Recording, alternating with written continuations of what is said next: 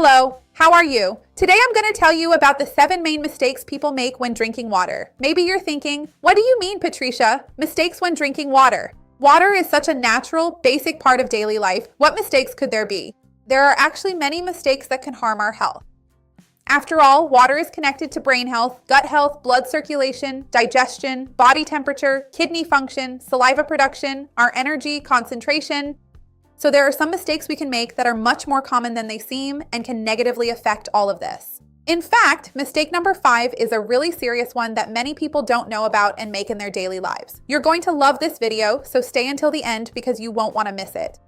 Before we start, I want to ask you if you have the habit of drinking water, or what is the beverage you consume the most on a daily basis? Write it for me down here in the comments. The first mistake, and I think this is the most common for many people, is going almost the entire day without drinking water and then trying to make up for it at a specific moment. Our body doesn't work like a bucket. So if you forget to drink water all day and then when you get home, drink 5 or even 8 cups at once, that's going to have some consequences because your kidneys have a maximum capacity for filtering water. Normally, for a healthy person, this ranges from 3 to 4 cups per hour. When too much water enters at once, the body speeds up urinary elimination. In other words, it's very different from just swallowing water and actually being able to hydrate your cells. This can make you feel bloated, nauseous. Some people even end up vomiting from drinking so much water at once, discomfort, and that sensation of your stomach sloshing around with all that water inside. In more severe cases, it's rare, but I have to warn you that it can happen. It can lead to hyponatremia, which is an excessive dilution of sodium in the blood, especially in people who do internet challenges. You know, those things young people sometimes do. So it's really important to be cautious about this, or for people who go overboard with rehydration after strenuous exercise. So it's important that you stay hydrated consistently throughout the day, spreading it out and keeping it regular. Our bodies will always prefer consistency over desperate compensation. The second mistake is waiting until you're really thirsty to drink water. Some people tell me, Patricia, I don't like water. I only drink it if I'm really, really thirsty. That intense thirst is usually a late sign that your body is already dehydrated. So this is much worse for older people, people who spend many hours focused on studying or working and forget to drink water, or people who live in air-conditioned environments and usually get dehydrated more because of that.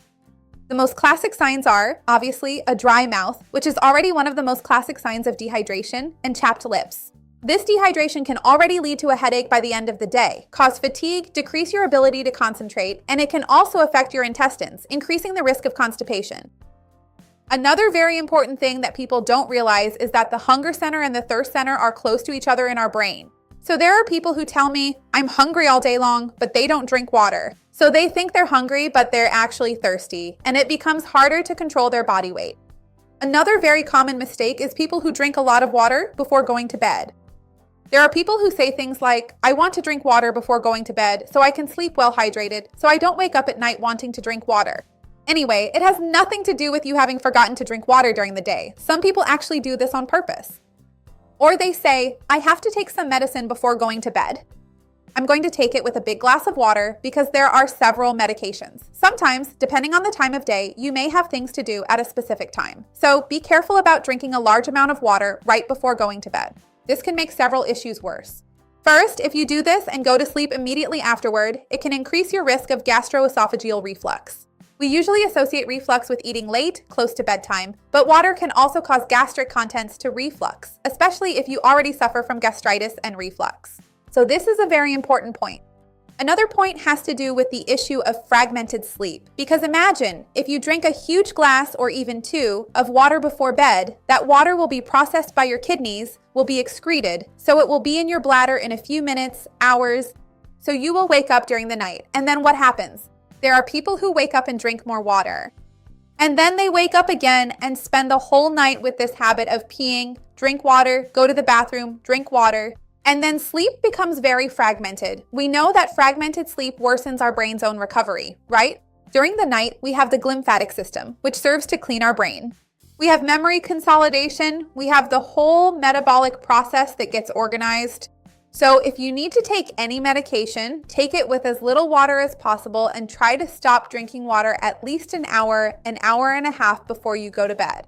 Also, be careful not to overdo the amount of liquid during your meals. If you want to have a little water, half a glass of water during your meal, some people can only eat if they drink a little water. That's not going to have much of an impact. But there are people who really fill their stomachs with water during meals, and that large amount of liquid entering your stomach dilutes the gastric juice. Digestion can become slower, and you might experience abdominal bloating. Some people really struggle with gas and a feeling of heaviness in the stomach. It can increase reflux, especially if you already have reflux, because the volume of liquid and the volume in your stomach increases. So if you already have this tendency, right, having more volume there will put more pressure on your stomach, and the tendency is for the reflux to become even worse.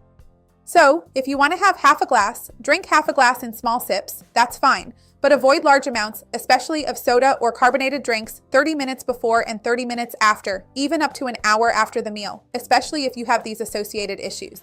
As I mentioned, right, that the fifth mistake was a very dangerous one for your health and that many people make without realizing it, which is using those bottles, those fancy cups that are really trendy now, thermal cups, without cleaning them properly. This is a really big problem. There are people who open the cup they've been drinking from, right, with a straw or putting their mouth on it all day long, just rinse it with some water in the sink and then fill it up again with clean water. They think that just that rinse is enough because after all, it's only water in there. Why should I have to use soap? Why should I put it in the dishwasher? You absolutely need to. Saliva accumulates there, as well as lip oils. It can also collect food residue left in your mouth without you noticing, cosmetics, dirt from your hands.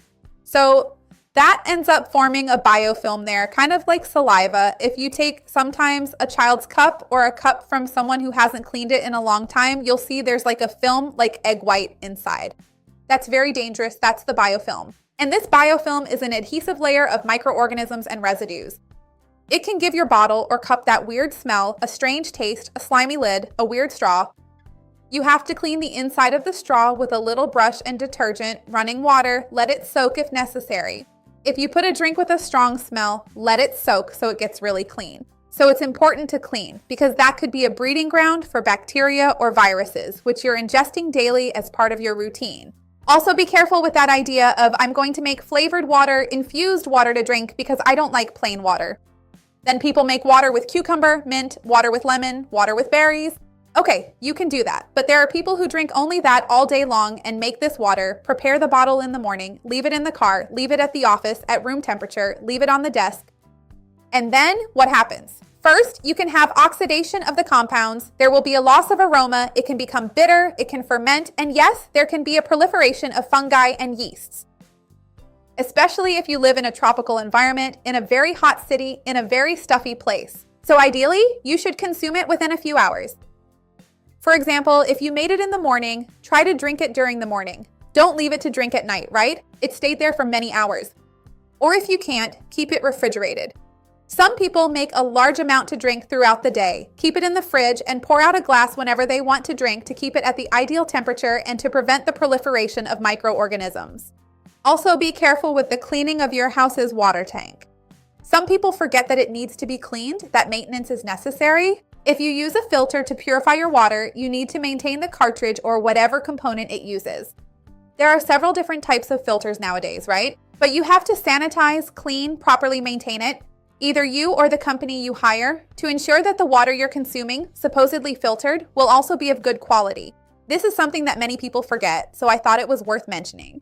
And finally, as a bonus tip, it's thinking that you can easily replace water with any other beverage. Tea, coffee, iced tea, juice. There are people who say, I don't like water, so I'll just drink other things. They replace it with coffee, which dehydrates, has excessive calories, speeds up the heart, can cause anxiety. Or sometimes, you end up drinking a lot of diet soda or iced tea. Remember that these drinks are processed and nothing will replace pure water for you. If you want to have some flavored water at some point during the day, a tea or coffee, occasionally, that's fine. But don't replace water with these drinks because obviously the impact can be negative for your body. Let me know down below if you used to make any of these mistakes. I'd love to see your comment. Remember to like the video. That really helps me out here on the channel, and share it with anyone you think could use these tips. These tips are very important.